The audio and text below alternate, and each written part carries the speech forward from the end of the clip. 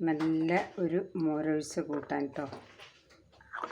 അപ്പോൾ ഈ മഴക്കാലത്തൊക്കെ ഇങ്ങനെ നല്ലൊരു മോരൊഴിച്ച കൂട്ടാൻ ഉണ്ടെന്ന് വെച്ചാൽ നല്ല ടേസ്റ്റുമാണ്, വയറിനും സുഖമാണ്,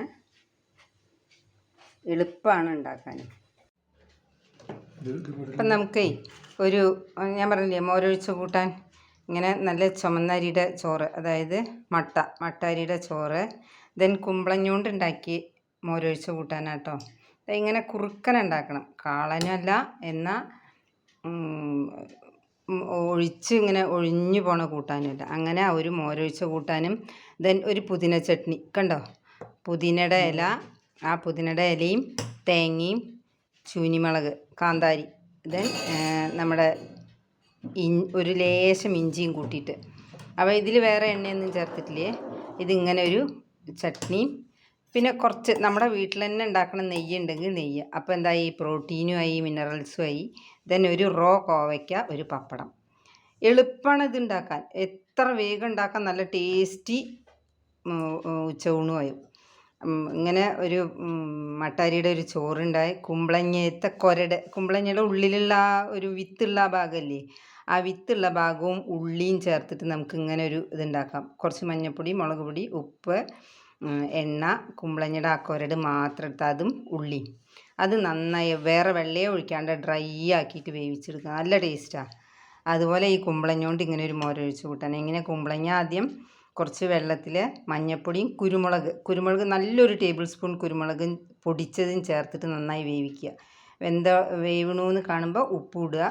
ദെൻ തൈര് എങ്ങനെയാണെന്ന് വെച്ചാൽ, തൈര് വെള്ളമില്ലാത്ത തൈര് വേണം തേങ്ങയിൽ അരയ്ക്കാൻ.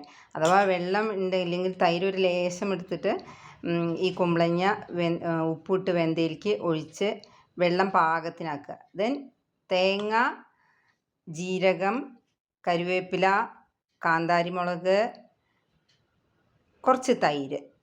ഈ കറിവേപ്പില അതെ കൂടി അരയ്ക്കണം കേട്ടോ, നല്ല ടേസ്റ്റാണ്, കേടുവരുമൊന്നും ഇല്ല, ഇനി നല്ല ടേസ്റ്റാണ്. ഇട്ട് നന്നായി അരച്ച് നല്ല മയത്തോടെ അരച്ച് ഈ വെന്ത കുമ്പളങ്ങയിൽ നമ്മൾ ചേർക്കുക.